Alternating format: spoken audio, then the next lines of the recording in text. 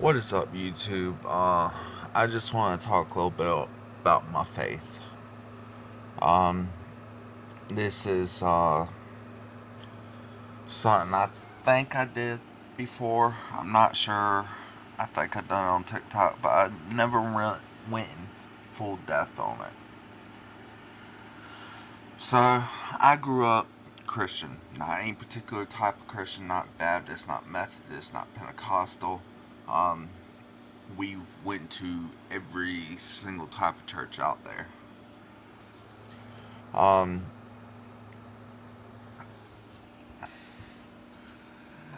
so needless to say, I grew up Christian. I have to say growing up, the church that most hit me, that there was some things about it I did not like, I did not agree with, but the church that most hit me was Pentecostal.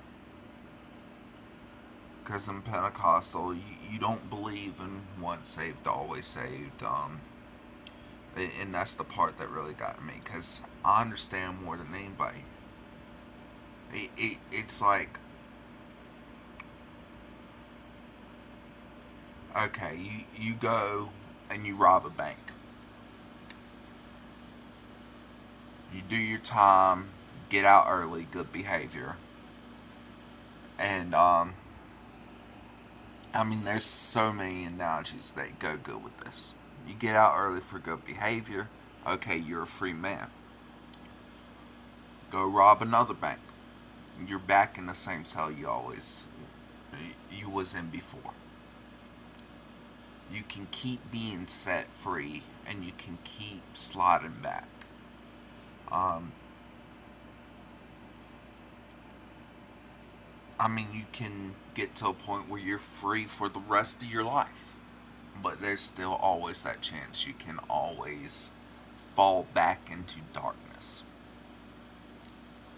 And that's what you want to be careful with. You do not want to, and if you do, you want to find your way back as soon as possible because there's not always guaranteed a tomorrow. And if you're not saved at that moment that you take your last breath, then there's no more being set free. There's no more being rescued. There's no more second chances. And that's sort of how I believe on that. Um,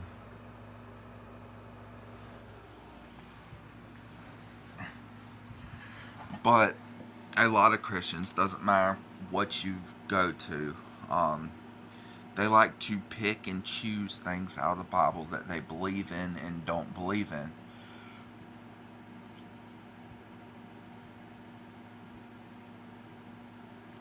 Um, I choose to believe the whole Bible, beginning, middle, and end. A lot of Christians, they will tell you, especially Baptists and Pentecostal, they tell you that these things that the Jews did back before Jesus took up the sacrifice, we don't have to do anymore. He was that final sacrifice, so that way we didn't have to do those things. We don't have to no longer keep our beards. We don't have to no longer keep our hair a certain way. Um,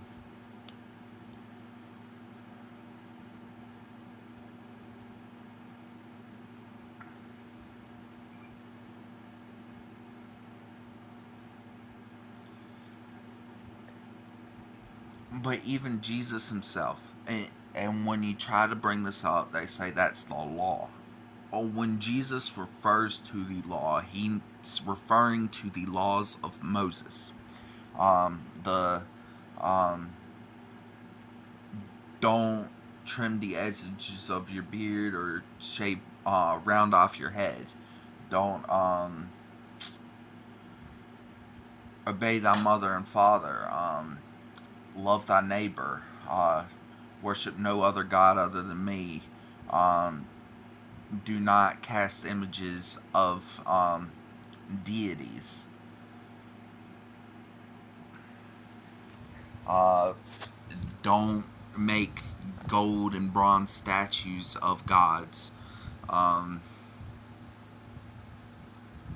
there's so many. I want to say there's 116 laws that God gave to Moses for Moses to give to the people. Um, and Christians, the only ones they tend to follow are the Ten Commandments. They say none of those other ones matter anymore. Well, if Jesus said he did not come to change the law, but he has come to fulfill the law, shouldn't that suggest that we should still be keeping the Sabbath? Shouldn't that mean that we shouldn't be eating pork or certain aquatic animals that don't meet criteria? We shouldn't be eating eel because, yes, eels have fins, but they don't have scales. Um, we shouldn't be eating catfish for the same reason. We shouldn't be eating octopus because octopus, they don't have fins or scales. There's certain things that we should not be eating. Pork, um, beef is okay. Camel's okay. Chicken's okay. But there's certain stuff that we should not be eating. Jesus didn't say, okay, now you can eat this stuff. Um, I mean, I admit I haven't read the whole Bible yet. I've read maybe 3/3 of it um, so far. I'm still reading more and more every day. I'm reading from front to back. So I'm still learning myself. But these are just my beliefs. And Jews don't believe in a hell. They believe that when you die, you're saved, your soul's cleansed. Um, and I mean, I've always been taught there was a hell. I've always um, believed that if there's a reward waiting for you on the other side for your good deeds, then shouldn't it make sense that there should also be a punishment? It's like a lot of people compare God to a father. A father, he's going to love you. He's going to spend time with you. He's going to do for you. Um, he's going to reward you. But at the same time, if you screw up, he's still going to love you. But he's going to be sure you understood what you've done is wrong. Um, I see hell as more of a timeout room. It's that you've done spent your entire life doing wrong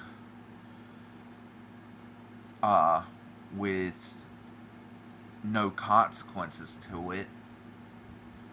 So now you gotta spend your entire afterlife in timeout. That's the way I view that. Um,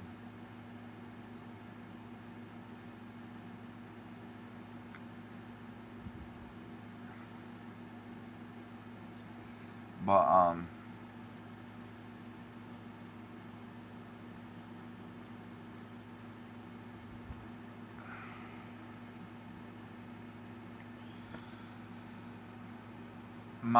my views are very unique.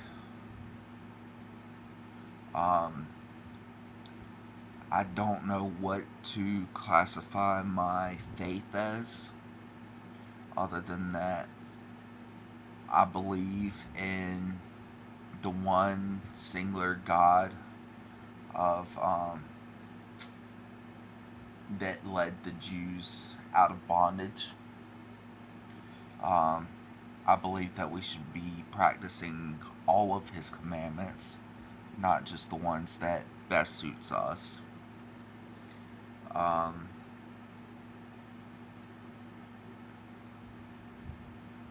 I believe that nobody's perfect. Everybody makes mistakes. Um, but you can receive forgiveness for those. Um,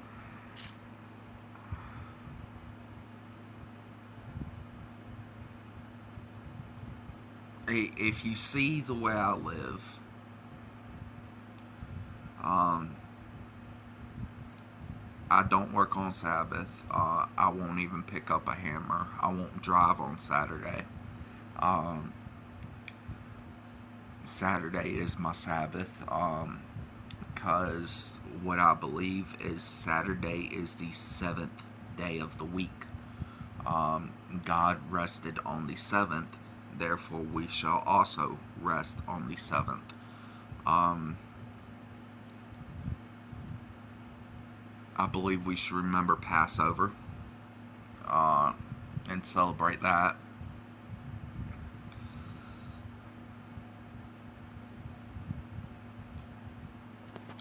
I do not believe drinking is a sin. I think being a drunk is a sin. Um, but every once in a while, having a good time, enjoying yourself, as long as you're still holding God true and dear to your heart, then it's nothing wrong with it. I mean, it says a drunkard cannot enter the kingdom of heaven. But Jesus drank. Jesus made um, alcoholic beverages for people to drink. He knew that those people would be getting drunk. He made it anyways. I believe that he himself may have gotten drunk, but he wasn't out every night doing nothing but drinking his life away. That's what I consider a drunkard, um, or an alcoholic. Um, he still cling to his father, but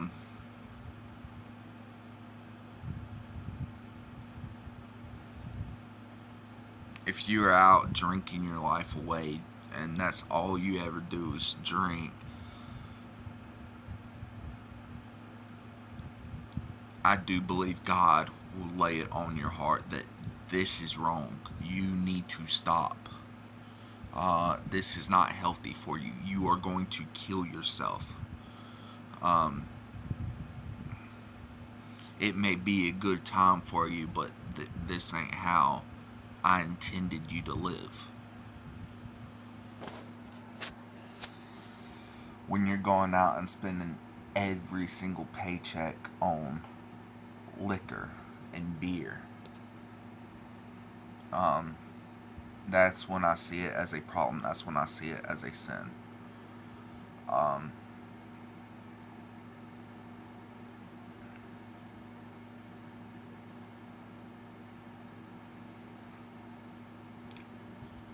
I mean, if it wasn't for all the instances in the Bible where it talked about very godly men, including Jesus himself, drinking, then I wouldn't see it that way. But, I mean, what else do you expect to get from it?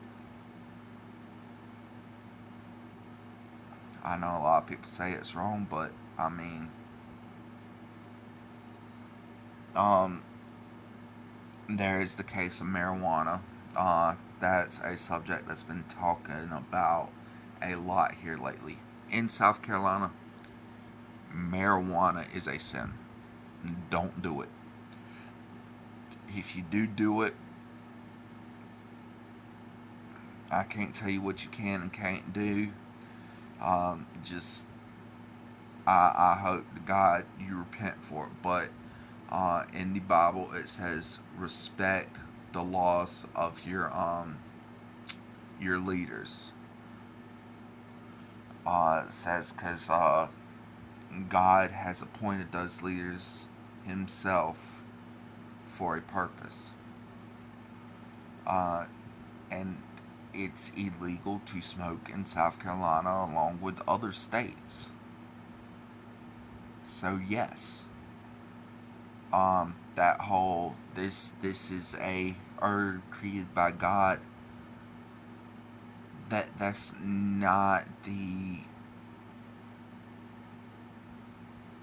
not what you should be arguing. Yes, that is true.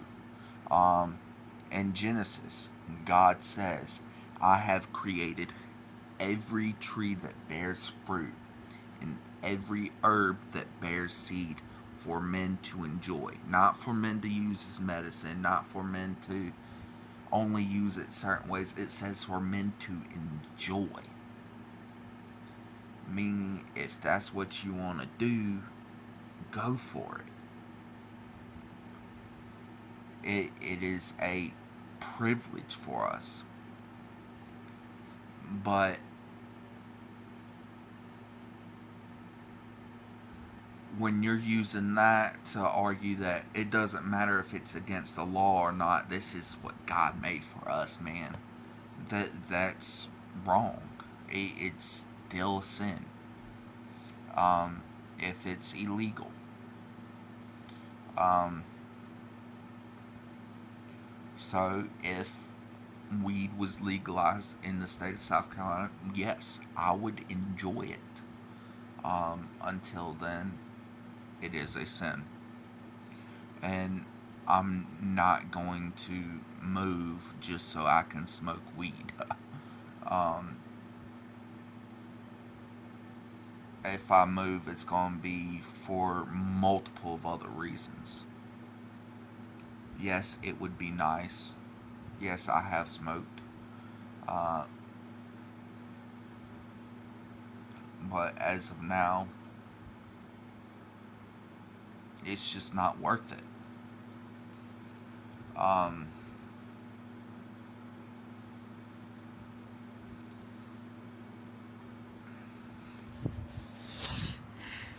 but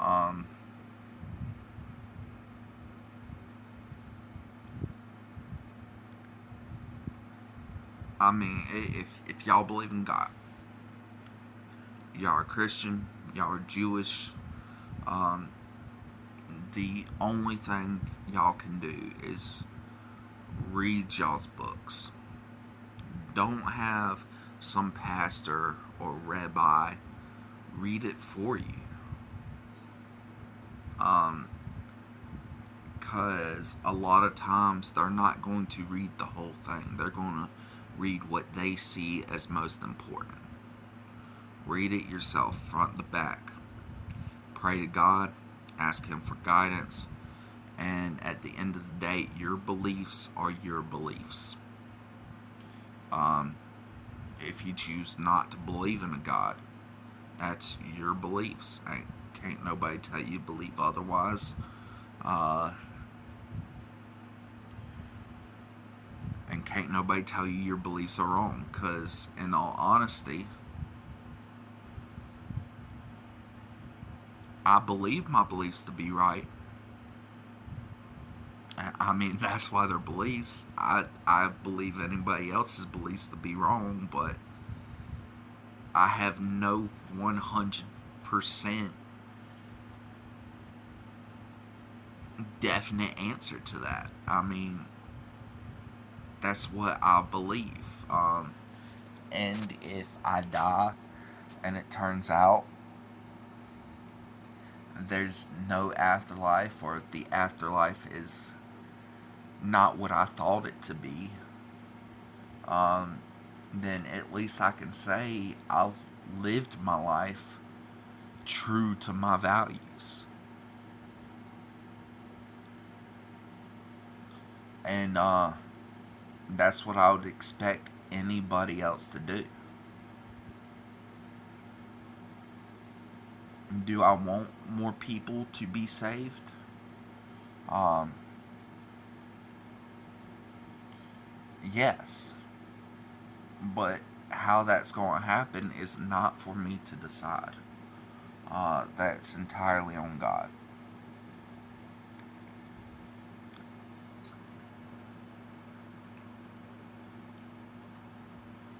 But the only thing I can do is share my beliefs. If y'all agree with me, y'all agree with me. If y'all don't, y'all don't. Just be sure if you are going to believe something, doesn't matter what it is, stay 100% true to it. Don't say you believe in something but not live by it. That's something that a lot of people these days struggle with. That they say they believe in something, but they go out living their life an entirely different way.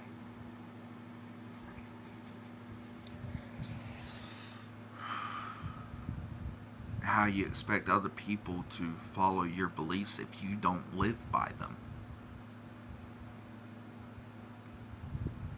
But that's all I gotta say. Later.